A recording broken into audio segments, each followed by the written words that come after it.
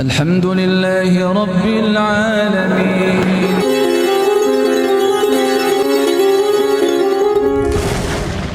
Dari antara orang-orang yang beriman ada seorang rijalun sodaku yang jujur, yang menepati ma'ahadullah, apa yang telah dijanjikan, apa yang telah ia janjikan kepada Allah Subhanahu wa ta'ala. Sudah berjanji, kemudian dia menepati janjinya dengan diwujudkan di dalam peperangan yang dia kemudian semua bisa melihat apa yang terjadi.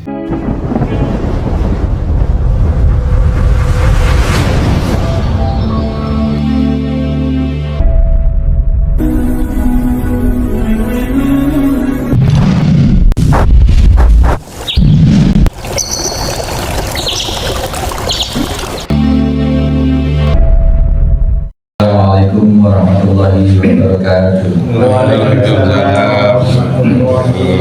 Alhamdulillah nahmaduhu wa nasta'inuhu wa nastaghfiruh wa na'udzu billahi min shururi anfusina wa min sayyiati a'malina. May yahdihillahu fala mudilla lahu wa may yudlil fala hadiya lahu. Asyhadu an la ilaha illallah wahdahu la syarika lahu. Asyhadu anna Muhammadan abduhu wa rasuluhu wa ba'd. Hadirin hadirat kajian ngaji kitab Riyadhus Shalihin Aula Yatim Center Al-Firas Situbondo serta segenap penyimak atau mustami dimanapun berada, rahimani wa rahimakumullah. Nah ini sebenarnya perang Uhud itu tidak ada kekalahan, cuman jatuh korban sangat banyak dari kaum muslimin. Ini landscape atau background peperangan di mana hadisnya sedang kita bahas. Nah, Anas bin Nadhr itu dikala perang Uhud, dikala kaum muslimin itu ada yang tidak taat kepada Rasul kemudian turun sehingga menyebabkan banyaknya korban di kaum muslimin, dia berkata, "Falamma kana yaumul Uhud inkasyafal muslimuna faqala." Ketika kaum muslimin pada melarikan diri atau meninggalkan tempatnya, dia berkata kepada Allah Subhanahu wa taala, "Allahumma a'tadhiru ilaika." Ya Allah, aku meminta maaf kepadamu mimma sana'a haula, terhadap apa yang mereka lakukan.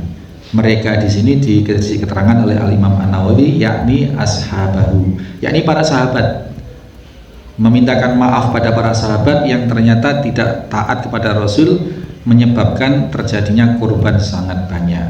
Wa bara'u ilaika bimma sana'a haula, dan aku berlepas diri dari apa-apa yang mereka, dari keburukan yang mereka lakukan. Haula, mereka di sini yakni diberi keterangan al-musyrikin, adalah al-musyrikin. Jadi dia berdoa kepada Allah, ya Allah, aku mohon maaf atas kelalaian sahabat-sahabatku dan aku berlepas diri dari keburukan kaum musyrikin itu, berlepas diri. Ini gitu. Summa taqaddama, kemudian sahabat Anas bin Nadhr ini maju, merangsak maju. Situasinya sudah sangat tidak menguntungkan, di mana kaum muslimin sudah nyaris hancur gitu. Sementara pasukan Uhud itu masih menguasai medan gitu. Nah, tetapi dia maju.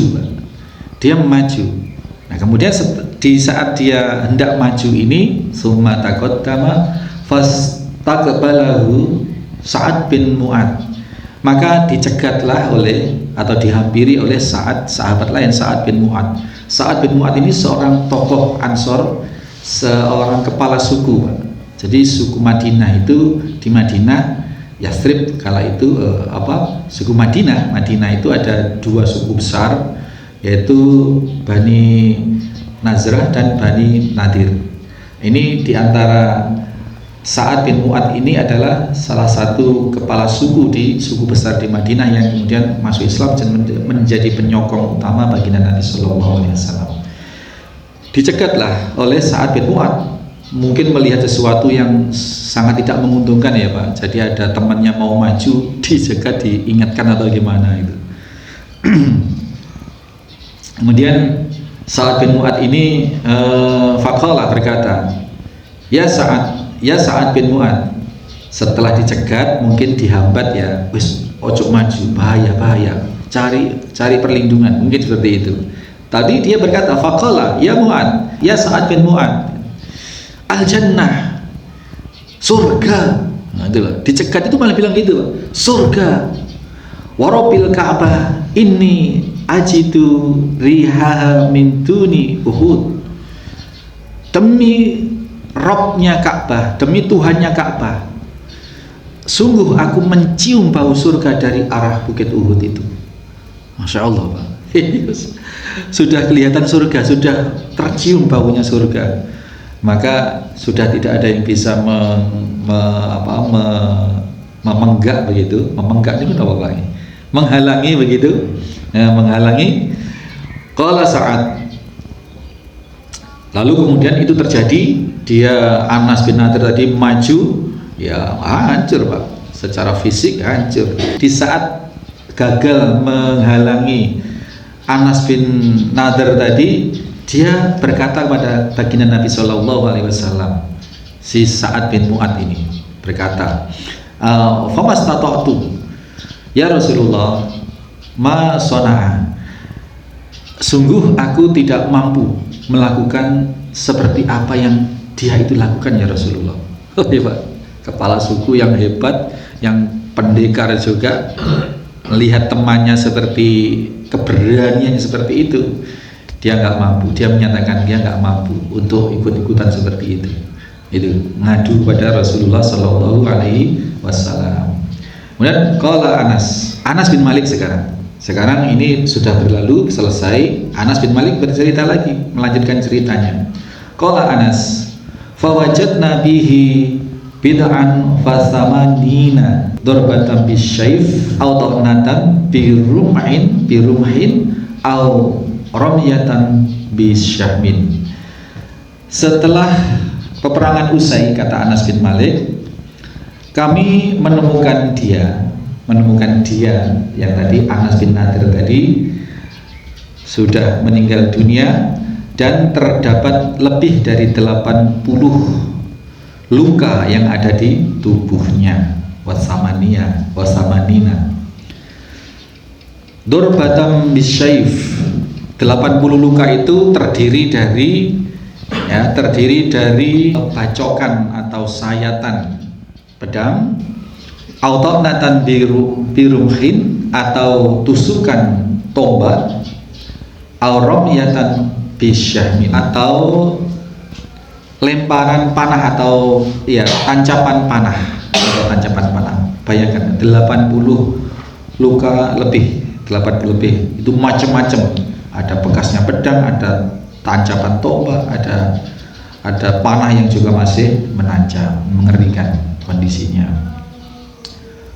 Kemudian dilanjutkan, wa wajadnahu qad qutila, kami menemukan dia sudah dalam keadaan terbunuh, wa massala bihil musyrikun, dan kondisinya disayat atau dicincang, dicel-cel itu oleh kaum musyrikin, oleh kaum orang-orang musyrik. Jadi tampaknya tidak hanya Hamzah yang mengalami mutilasi, Pak. Jadi kayaknya di perang Uhud ini memang perang penuh dendam dari kaum musyrikin, sehingga ketika ada kaum muslimin yang gugur, itu tidak hanya dibunuh biasa, tapi dicel-cel, pokoknya sudah dimutilasi, dibas, sudah mati masih dibacokin, masih ditembak, masih dipanah, masih ditusuk sama tombak dan seterusnya, termasuk jasad Anas bin Nadir ini ada 80 lebih sayatan luka yang ada di dalam tubuhnya. Nah ini kemudian ya sudah diberi keterangan oleh Anas bin Malik bahwa kondisinya sangat mengenaskan gitu. Fama arafahu ahadun illa uhtahu bi banani, hingga jenazahnya ini tidak bisa dikenali oleh seorang pun. Teman-teman sahabat yang lain, pasukan yang lain ketika perang usai ini sudah nggak mengenali ini.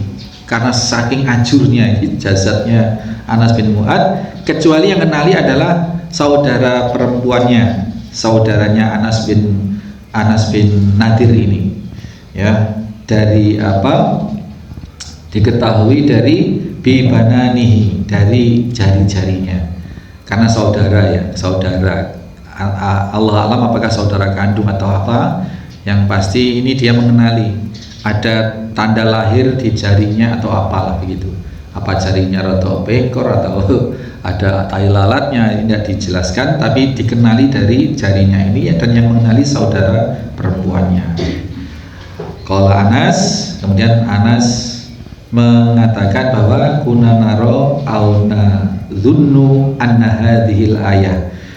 Kami, Anas kemudian berkata, kami menyangka atau kami memprediksi atau menyangka atau meyakini begitu. Kami meyakini bahwa ayat ini dia menyebutkan satu ayat, kalau Anas kuna naro au nadnun au nadhunnu, atau kami menyangka, kami meyakini atau kami menyangka anna hadhil ayata nazalat fihi wa fi asbahi. Ayat ini turun untuk dia, untuk Anas bin Nadir. Kami meyakini atau menyangka bahwa ayat berikut ini yang akan disebutkan ini turun untuk dia dan yang semisal dia, maksudnya turun untuk Anas bin Nadir yang sedemikian punya tekad kuat, kesungguhan kuat, yang menepati janjinya kepada Allah bahwa kalau diberi kesempatan untuk berperang melawan kaum musyrikin, maka akan melihat apa yang akan diperbuat. Ini kayaknya Anas menyatakan, menjelaskan satu ayat ini, tampaknya ayat itu diyakini oleh Anas dan para sahabat turun menjelaskan tentang itu, untuk atau asbabun nuzulnya adalah itu.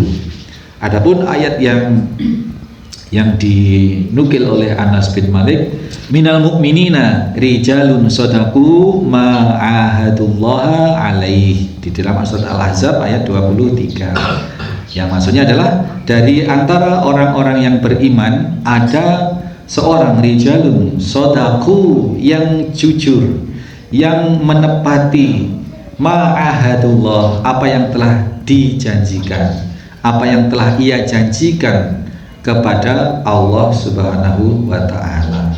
Sudah berjanji, kemudian dia menepati janjinya dengan diwujudkan di dalam peperangan yang dia kemudian semua bisa melihat apa yang terjadi. Ini Bapak sekalian, muttafaqun alaih. Ini hadis sahih yang diriwayatkan. Ini jadi yang cerita Anas. Di sini tadi Nabi tidak berkata-kata, hanya Nabi hanya ada adegan-adegan di mana sahabat berbicara kepada Nabi, ya, kemudian menunjukkan sumpahnya kepada Nabi Shallallahu Alaihi Wasallam. Tapi hadis ini yang cerita runtut ini adalah Anas bin Malik. Bapak Ibu sekalian, bisa kita ambil satu faedah di sini bahwasanya mujahadah atau kesungguhan itu memang tidak menyisakan kesanggupan yang dia miliki, tidak menyisakan kesanggupan yang dia miliki. Sekali lagi kita katakan, kalaupun dalam rangka ketaatan itu butuh biaya, butuh pengorbanan waktu, tenaga, dan seterusnya, lakukan ini. Dan salah satu ibroh yang ditampilkan oleh Al-Imam An-Nawawi adalah cerita dari Anas bin Malik tentang pamandanya yang bernama Anas bin Nadir.